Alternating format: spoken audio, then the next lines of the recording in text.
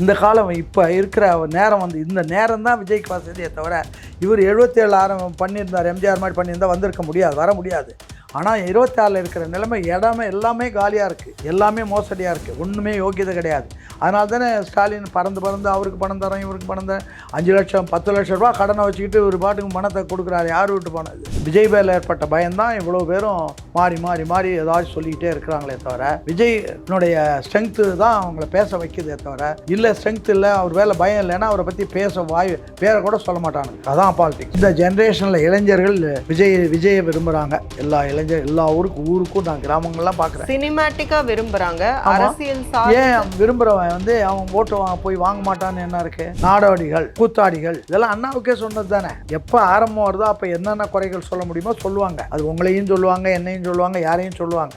ஆனால் அந்த ஸ்டேஜில் சொல்லிக்கிள்ளி எப்படியோ அதை க்ளோஸ் பண்ணணும்னு பார்ப்பான். அது வந்து எல்லோரும் கம்பல்சரி தினம் ரகுபதியை தான் வளரிக்கிட்டே இருக்கிறாப்புல. ஒவ்வொருத்தராலையும் விட்டு கேச வச்சு பார்க்குறாரு. ஏன் பார்க்குறாங்க? காய்ச்ச மரத்தில் தான் கல்லடி விழுன்னு ஒரு பழமொழி உண்டு. அதனால் விஜய்க்கு வந்து 12% வாக்கு இருக்கு, 20% வாக்கு இருக்கு, 22% வாக்கு இருக்கு அப்படின்னு ஒவ்வொருத்தரும் ஒவ்வொரு கால்குலேஷன் வந்து யூகிக்கிறாங்க. நீங்க எக்ஸாக்டா அவர் வந்து சிஎம் ஆவாருன்னு எப்படி? நிச்சயமா வருவார். அவருடைய காலம் வந்து நீங்கள் யாரும் தகுதியானவங்க இல்லைன்னு மக்கள் ஏகோபித்து முடிவெடுத்து விட்டால், நீங்கள் இவருக்கு அன்றைக்கி லேப்டாப் கொடுக்குறாரு, மறுநாளே இவர் படம் இருந்த அந்த லேப்டாப்பில் விஜய் படத்தை ஓட்டினான்னு பத்திரிக்கையில் பரவலாக செய்தி வருது. அது 1-2 பேர் பசங்க செய்கிறது. பசங்க தாங்க ஆபத்து. பொதுக்கூட்டங்களுக்கு பர்மிஷன்றதே கருணாநிதி 86க்கு பிறகு கண்டுபிடிச்சது தான். ஏன் தெரியுமா? ஊருக்கு அவரை நாராடிச்சிக்கிட்டு இருந்தாங்க, ஊழல் லஞ்சம் அது இதுன்னு. அவர் இது மாதிரி போகிறபோது இது தடுக்கிறதுக்கு என்னடா வழின்னு பார்த்தாரு. கூட்டம் போடுறதுன்னா போலீஸ் பர்மிஷன் வாங்கணும்னு அவர் தான் கொண்டு வந்தார். அதுக்கு முன்னாடி போலீஸ் பர்மிஷன் கிடையாது, இன்ஃபர்மேஷன் தான். அண்ணாவுக்கு இணையாக ஒரு சப்ஜெக்டை பேசுறதோ ஏதோ அந்த சூழ்நிலைக்கு ஏற்ற மாதிரி பேசுறதோ அவ்வளோ அவர் வந்து நிறைய கனிமாரா லைப்ரரியில் இருக்க பூரா புத்தகங்களும் அவர் படித்தவர். ராஜ்யசபாவில் போய் பேசுகிற போது ஆரம்பிக்கிறார், I am hailing from Dravidian stock அப்படின்னு ஆரம்பிக்கிறார் நேரு வச்சுக்கிட்டு. இப்போ சீமான் திராவிடன்னா யாருன்னா இவங்க எல்லாம் திராவிட இயக்கம் இல்லாமல் இருந்தால் எல்லா பயலும் பரதேசிகள் தான், ஒன்றும் அன்னக்காவடிகள் தான், பிச்சைக்காரனுங்க தான். பெண்கள் யாரையாச்சும் கும்பிடணும்னா பெரியாரை தான் முதல்ல கும்பிடணும். அவர் தான் பெண் இழிவை போக்கி, பெண் மறுமணத்துக்கு உருவாக்கி, பெண்கள் கல்விக்கு உருவாக்கி, சொத்துக்கு உருவாக்கி, இது அத்தனையும் கொண்டு வந்து சேர்த்து இன்றைக்கி தமிழகத்தில் பெண்கள் ஓஹோன்னு இருக்கிறதுக்கு காரணமே பெரியார் தானே தவிர வேறு யாரும் கிடையாது. சமீபத்தில் ஒரு இடத்துக்கு போயிருந்தேன், டூரிசம் டிபார்ட்மெண்ட்டில். அங்கே வாட்ச்மேன் ஒரு ஆள் இருக்கார். அவர் அழுந்தார். என்னென்ன, எங்களுக்கு சட்டப்படி 25,000 ரூபா சம்பளம் வருது, அதை ஒருத்தன் வாங்கிக்கிட்டு எங்களுக்கு 10,000 தான் தரலாம், அவங்ககிட்ட கான்ட்ராக்டாக எங்களை ஒப்படைச்சிட்டாங்க அப்படின்னு. இதெல்லாம் அதாவது நமக்கெல்லாம் கண்ணுக்கு தெரியாத அளவுக்கு ஊழல் மயம் அது பாட்டுக்கு போயிட்டு. இன்க்ளூசிவ் நியூஸ் தமிழ் நேயர்களுக்கு வணக்கம். இன்றைக்கு நேர்காணல் திருச்சி சௌந்தரராஜன் அவர்கள் நம்மோட இருக்காங்க. நிறைய விஷயங்கள் பேசலாம். வணக்கம். வணக்கம். விஜய் சொல்றாங்க 1977 மாதிரி இந்த 2026லையும் ஆட்சி மாற்றம் அப்படிங்கிறது பெரிய அளவில் இருக்கும் அப்படின்றது, அந்த வரலாறு திரும்புகிறது அப்படிங்கிற மாதிரி. ஆனால் 1977 இருந்த சிச்சுவேஷன் அப்படிங்கிறது வேற. எம்ஜிஆர் அவர்களுக்கு இருந்த அந்த கரிஸ்மேட்டிக் லீடர் அவருக்கு இருந்த செல்வாக்குங்கிறது வேற. அதையே வந்து 2026 விஜய் அவர்களோட கம்பேர் பண்ண முடியுமா? 77 வந்து எம்ஜிஆர் வந்தது வந்து எம்ஜிஆருடைய திறமையில், அவருடைய அறிவு ஆற்றல், அவருடைய உழைப்பில் வந்தார்னு நீங்கள் சொல்கிறீங்க, அதை நான் ஏற்றுக்குறேன். அன்னைக்கு பாலிடிக்ஸ் எப்படி இருந்ததுன்னா, காமராஜர் இருந்தார், கட்சி ஸ்தாபன காங்கிரஸ், அதுக்கு முன்னாடி தான் அவர் இறந்தார். ஸ்தாபன காங்கிரஸ் எல்லாம் வலுவாக இருந்த நேரம், தலைவர்கள்லாம் வந்து பெருந்தலைவர்கள், உழைத்தவர்கள் போக்குவரத்து இருந்த நேரம். இன்றைக்கி எல்லாமே அசிங்கமான பிறவிகளாக மாறிட்டாங்களே, என்ன பண்ணுவீங்க? இந்த காலம் இப்போ இருக்கிற நேரம் வந்து இந்த நேரம் தான் விஜய்க்கு வசதியை தவிர இவர் 77 பண்ணியிருந்தார், எம்ஜிஆர் மாதிரி பண்ணியிருந்தால் வந்திருக்க முடியாது, வர முடியாது. ஆனால் 26 இருக்கிற நிலைமை இடமே எல்லாமே காலியாக இருக்குது, எல்லாமே மோசடியாக இருக்குது, ஒன்றுமே யோக்கியதை கிடையாது.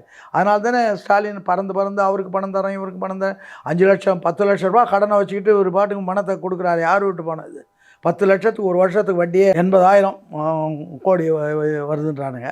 அப்போ 10 லட்சத்துக்கு வட்டி கொடுத்து இது 10 லட்சத்தை கடன் வச்சுக்கிட்டு நீ பாட்டுக்கு கேட்குறவங்களுக்கெல்லாம் இப்போ பணம் கொடுக்குறேன்னா அவ்வளோ பயம் இருக்குது. விஜய் பேரில் ஏற்பட்ட பயம்தான் இவ்வளோ பேரும் மாறி ஏதாச்சும் சொல்லிக்கிட்டே இருக்கிறாங்களே தவிர விஜய்னுடைய ஸ்ட்ரென்த்து தான் அவங்கள பேச வைக்கிறதே தவிர இல்லை ஸ்ட்ரென்த் இல்லை, அவர் வேலை பயம் இல்லைன்னா அவரை பற்றி பேரை கூட சொல்ல மாட்டானுங்க. அதான் பாலிடிக்ஸ். மக்கள் செல்வாக்கு அப்படின்னு பார்க்கும்போது அப்போ எம்ஜிஆர் அவர்களுக்கும் விஜய் அவர்களுக்கும் நீங்கள் கம்பேரிசன் பார்ப்பீங்கல்ல, எந்த அளவுக்கு? இந்த ஜென்ரேஷனில் இளைஞர்கள் விஜயை விரும்புகிறாங்க எல்லா இளைஞர், எல்லா ஊருக்கும் நான் கிராமங்கள்லாம் பார்க்குறேன். சினிமேட்டிக்காக விரும்புகிறாங்க, அரசியல் ஏன் விரும்புகிறவன் வந்து அவன் ஓட்டு போய் வாங்க மாட்டான்னு என்ன இருக்குது? இப்போ நாங்களாம் அப்படி தான். இப்போ திமுகவே என்ன சொன்னாங்க, அவன் வந்து இது ஹரிதாரம் பூசுவர்கள், நாடோடிகள், கூத்தாடிகள், இதெல்லாம் அண்ணாவுக்கே சொன்னது தானே. இதெல்லாம் எப்போ ஆரம்பம் வருதோ அப்போ என்னென்ன குறைகள் சொல்ல முடியுமோ சொல்லுவாங்க.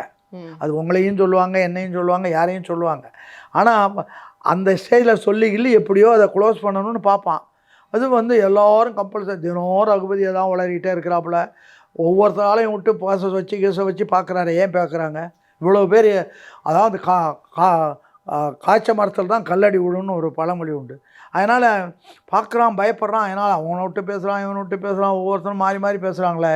அது எதுக்காக? ஒன்று தான் வந்தால் ஒன்றும் இல்லையே, ஆதரவு இல்லையே, மக்கள் செல்வாக்கு இல்லையே, நீ ஏன் பேசுகிற? எதுக்காக பேசுகிற? எதுக்காக கவனிக்கிற? விஜய்க்கு வந்து 12% வாக்கு இருக்கு, 20% வாக்கு இருக்கு, 22% வாக்கு இருக்கு அப்படின்னு ஒவ்வொருத்தரும் ஒவ்வொரு கால்குலேஷன் வந்து யூகிக்கிறாங்க. நீங்க எக்ஸாக்டா அவர் வந்து சிஎம் ஆவாருன்னு எப்படி? நிச்சயமா வருவார். அவருடைய காலம் வந்து நீங்கள் யாரும் தகுதியானவங்க இல்லைன்னு மக்கள் ஏகோபித்து முடிவெடுத்து விட்டால், நீங்கள் இவருக்கு வந்து அன்றைக்கி லேப்டாப் கொடுக்குறாரு, மறுநாளே இவர் படம் இருந்த அந்த லேப்டாப்பில் விஜய் படத்தை ஓட்டினான்னு பத்திரிக்கையில் பரவலாக செய்தி வருது. அது 1-2 பேர் பசங்க செய்கிறது. பசங்க தாங்க ஆபத்து. பசங்க தான். இப்போ நான் என்னால் 10 அடி தாண்ட முடியுமா? நான் தாண்டுற வயசில் 20 அடி கூட தாண்டியிருப்பேன். இப்போ முடியுமா? 4 அடி 1 அடி ஒழுங்காக எடுத்து வைக்க முடியல. அதனால் பசங்கன்றது அவ்வளோ. அதான் சொன்னேன், வேலையோரத்தில் வேலையற்றதுகள், வேலையற்ற நெஞ்சத்தில் விபரீத எண்ணங்கள்னால அவங்க தான் அதை பண்ண முடியும். வயசாகி போனவங்க ஒன்றும் பண்ண முடியாது. இவங்க பேசலாம், பேசிக்கிட்டே இருக்கலாமே தவிர, உட்கார்ந்த இடத்துலேருந்து பேசலாமே தவிர, நான் உள்ளதை சொல்லலாமே தவிர நான் செயல்பட முடியுமா? நீங்கள் போவீங்களான்னு நினைக்கிறேன். நான் போகிறதுனால அவங்களுக்கு என்ன லாபம்? ஒன்றும் கிடையாது. போய் சில விஷயங்களை சொல்லலாம், வெளியிலேருந்து இன்னும் கொஞ்சம் அதிக விஷயங்களையும் சொல்லலாம். ஃப்ரீடம் இருக்குது. அங்கே போனால் சில கட்டுப்பாடுகளுக்கு கட்டுப்பட வேண்டியிருக்கும். அதானே 1977ல் எம்ஜிஆர் அவர்கள் வந்து தேர்தலில் போட்டிட்டாங்கன்னா அவங்களே கூட்டணியை வச்சு தான் போட்டிட்டாங்க. விஜய் வந்து இப்போ சிங்கிள் மெஜாரிட்டிலேயே ஜெயிச்சிட முடியும்னா அப்போ எம்ஜிஆரை விட பெரிய கரிஸ்மேட்டிக் லீடரா இன்னைக்கு வந்து வர யாரும் அநேகமாக நான் என்ன கண்டேன், இந்த நெருக்கத்தில் 2 வருஷங்க உள்ளே போவாங்க அப்படின்னு நான் நினைக்கிறேன். என்னுடைய கணக்கு அது சரியாக தப்பாக தெரியாது. நெருக்கத்தில் நெருக்கி வர்றபோது இன்னும் கொஞ்சம் 2-1 இங்கேருந்து கைண்டா இங்கே போக முடியும். அதனால் இப்போ உள்ள அன்றைக்கு இருந்த நிலைமைகளில் நாட்டில் ஓரளவு நியாயம் ஒழுங்கு அது இது இருந்தது. ஊழலை பற்றி அதை பற்றி இதெல்லாம் அதிகமாக இல்லை. இன்றைக்கி எங்கே போனாலும் நீக்கமற ஊழல். எந்த அலுவலகத்துக்கு போனாலும் லஞ்சம் ஊழல் இல்லாமல் ஒரு அலுவலகம் கூட ஒரு பேப்பர் கூட நழுவ மாட்டாங்க. ஒரே ஒரு பேப்பர் எந்த அலுவலகத்தில் நழுவுது கிடையவே கிடையாது. எல்லாம் காரணம் வந்து இவங்களே லஞ்சம் வாங்கிட்டு தான் அவனை பதவியில் போடுறான். அப்போ அவன் அதை கொடுத்த பணத்தை சம்பாதிக்கிறதுக்கு ஆரம்பிக்கிறான். அப்புறம் தனக்காக கொஞ்சம் சம்பாரிச்சு வரான். பார்ட்டிக்கு வந்து ஸ்ட்ரக்சர் இல்லை, அனுபவம் இல்லை அப்படிங்கிறது பெரிய மைனஸ் இல்லை. அதுக்கு தான் நீங்கள் வந்து செங்கோட்டையன் வந்து அந்த அனுபவங்களை கொடுத்து பண்ணுறாருன்னா, அந்த இடத்துல செங்கோட்டையனை நீங்கள் அவருடைய அனுபவத்துக்காக தான் நாங்கள் வச்சுருக்கோம். செங்கோட்டையனோட அனுபவம் மட்டும் இனஃபா அப்படின்னு இருக்கட்டும். அது சிறு நெருப்பு தான் பெரிய தீயா வளர முடியும், வரும். இப்போ சிபிஐ விசாரணைன்னு பாக்குறோம். விஜய்க்கு வந்து ஜனநாயகம் சார்ந்தும் நெருக்கடிகள் இருக்கு அப்படின்னு பாக்குறோம். விஜய் பாலிடிக்ஸை நோக்கி நகர்றது, அதுல அவர் வளர்றதுங்கிறது சரியான பாதையில போறாருன்னு அவர் கேட்டதான் சிபிஐ விசாரணை. ஏன்னா இவங்க போட்டு அவர் மேலே சார்ஜ் பண்ணிவிடுவாங்க. நியாயப்படி உண்மையில் வித்தவுட் எனி பயாஸ் இல்லாமல் நான் சொல்கிறேன், நியாயப்படி போலீஸும் கவர்மெண்ட்டும் தான் அதுக்கு பொறுப்பு. சிபிஐனா அன்பயஸ்டாக பண்ணுவாங்க அப்படின்னு சொன்னேன். இவங்களோட அவங்க பெட்டர் அப்படின்னு பார்க்குறாரு. அது எப்படி பண்ணுறாங்கன்னு பார்க்கலாம். அவங்க தேவைகள், பிஜேபியினுடைய இன்ஃப்ளூயன்ஸ், அது வேறு விஷயம். நான் என்ன சொல்கிறேன், இப்போ நாங்கள்லாம் கூட்டம், நான் ஒரு மாநாடே நடத்தினேன். இப்போ இதிலே ஒரு மாநாடு நடத்தினேன், பர்மிஷனே கேட்கல. ஒரு பெரிய மாநாடு நடத்தினேன்.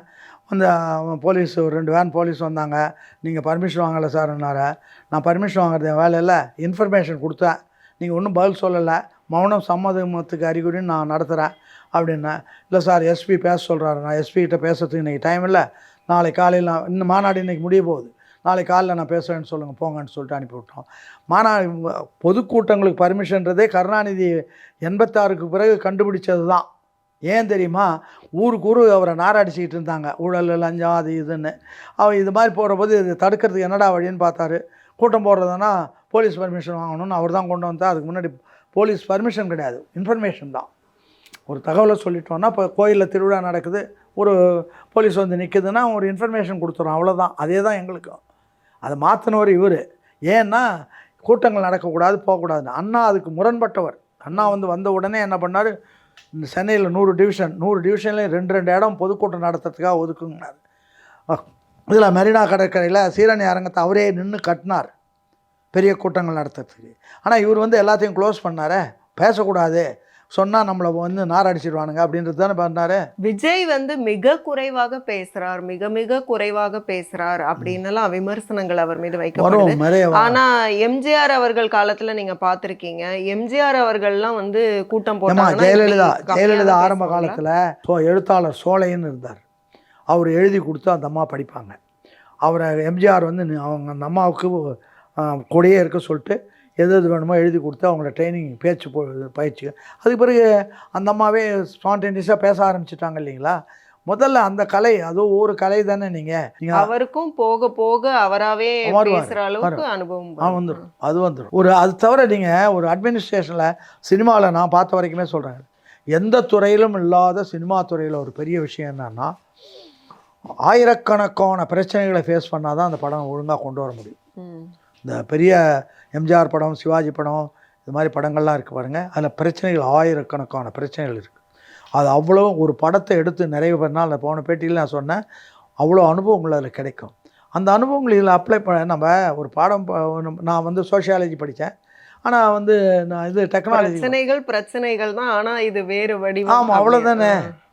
அதை ஒரு பிரச்சனையை பார்க்க தெரிஞ்சால் இன்னொரு பிரச்சனை எப்படி இருக்குன்னு பார்த்துக்குறோம், அவ்வளோதான்.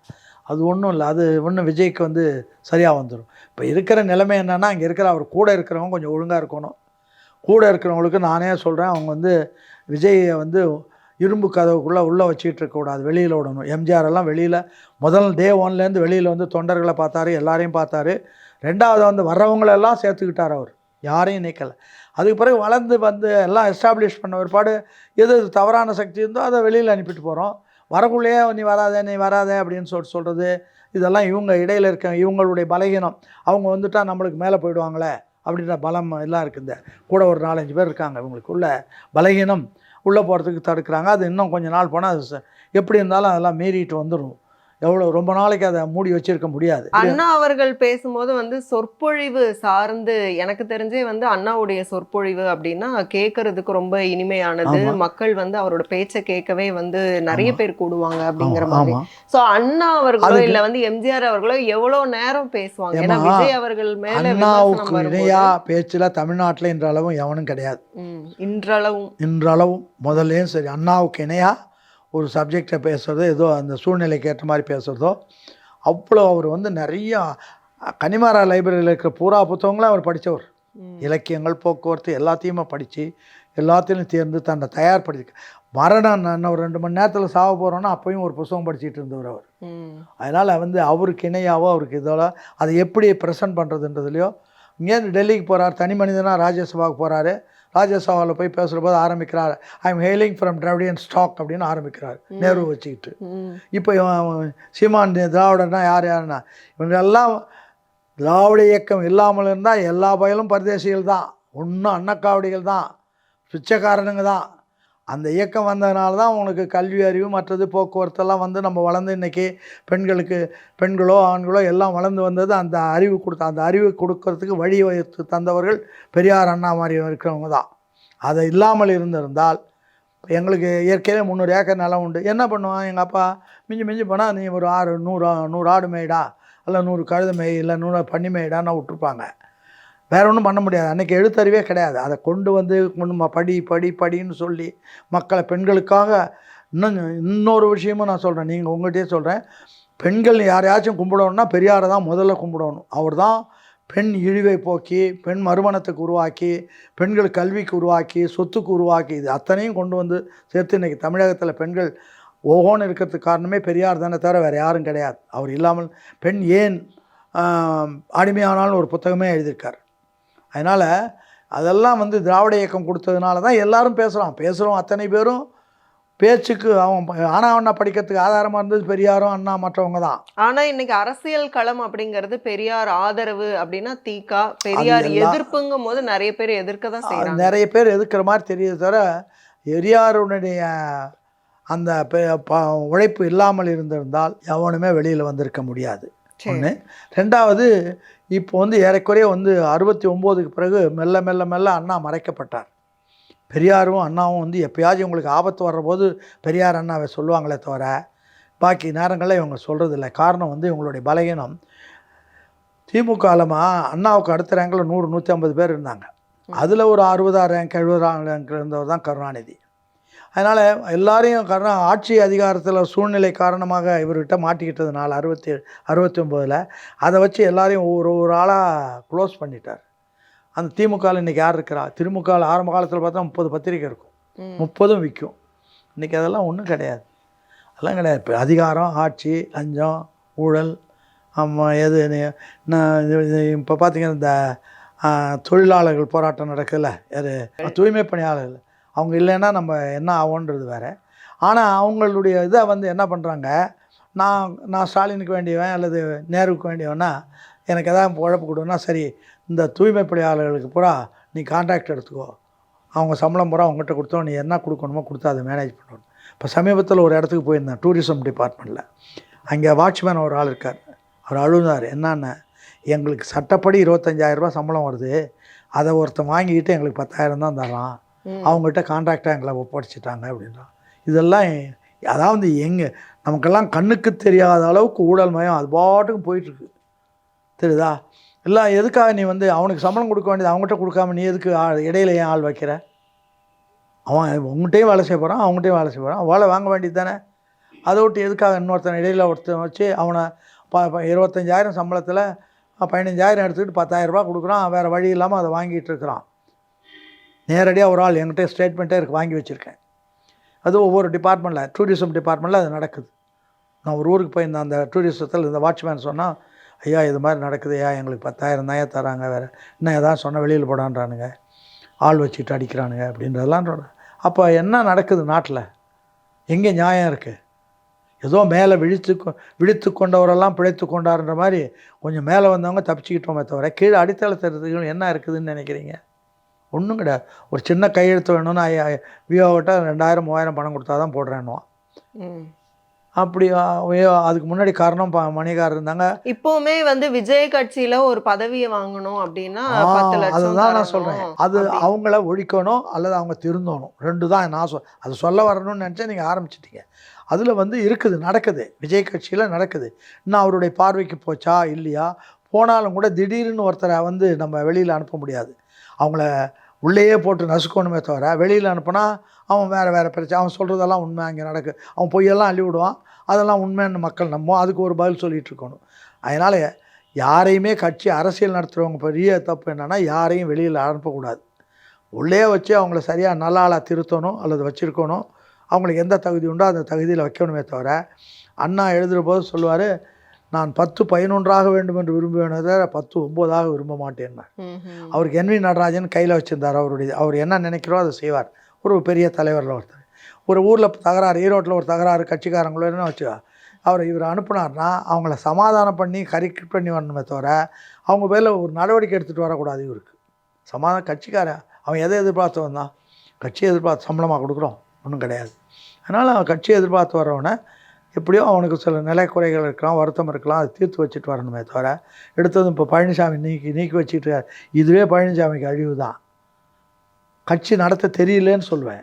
இப்போ பன்னீர்செல்வத்தையோ இவனையோ வெளியில் அனுப்பி ஆட்களை வந்து சேர்க்கிறதுல தான் மும்முரம் காட்டணும். ஆமாம், இருக்கிறவங்கள போட்டால் இப்போ பன்னீர்செல்வத்துக்கு தனிப்பட்ட முறையில் செல்வாக்கு இருக்கு இல்லையோ, அவர் மேலே பரிதாபப்படுறவங்க வர்றான்ல, ஐயோ இருந்தார் இவங்க நாசப்படுத்திட்டாங்க அப்படின்னா அது வந்து ஓட்டெல்லாம் பிரிஞ்சு போகல. அது வந்து கட்சி நடத்துறதுக்கு தெரியாமல் பண்ணுறது. தெரிஞ்சு வந்து நீங்கள் ஒரு கட்சி நடத்தணுன்னா, இப்போ பிரிவினை தடை சட்டம் வந்தது. அண்ணா வந்து நான் ஒரு புக்கு தரேன் உங்களுக்கு, போகிறபோது படிங்க. அவர் என்ன பண்ணுறாரு, இந்த மாதிரி சட்டம் வந்தபோது உலகத்தில் வேறு இந்த நாடுகளாக வந்து என்ன நடந்திருக்குன்னு பார்க்கணும் அப்படின்னு சொல்லிட்டு எல்லா புத்தகங்களையும் படித்து பார்த்தேன். ஒன்றுலேயும் இதுக்கு நிகரான ஒரு சட்டமே கிடையாது. அதனால் இதுலேருந்து இப்போ நம்ம தப்பிச்சு எப்படி வர்றதுன்னு தான் பார்க்கணும். காங்கிரஸும் பல நேரங்களில் பெயர் மாற்றிக்கிட்டு தப்பிச்சு வந்தது. பெரியாரும் குடியரசுக்கு தடை வந்தது உடனே பகுத்தறிவுன்னு ஆரம்பித்தார். இது மாதிரி அதனால் ஏதோ ஒரு பொண்ணு நம்ம என்ன கொள்கை வச்சுருக்கோமோ அதை இதை வேறு வடிவத்தில் அதை நிறைவேற்றுவோம். காலம் வரும்போது அதை நம்ம அந்த கடமை இதை நிறைவேற்றலாம் அப்படின்றத அதுதான் அவருடைய கொள்கை. நான் தரேன் உங்களுக்கு ஒரு புத்தகம், முடிஞ்சால் பூராவும் அதில் ஊறி படிக்கணும். ஒரு தடவை இல்லை 4 தடவை படிச்சிங்கன்னா தான் அது அந்த லாங்குவேஜும் புரியும் உங்களுக்கு. முதல்லேருந்து படிக்கணும்னு தரேன்.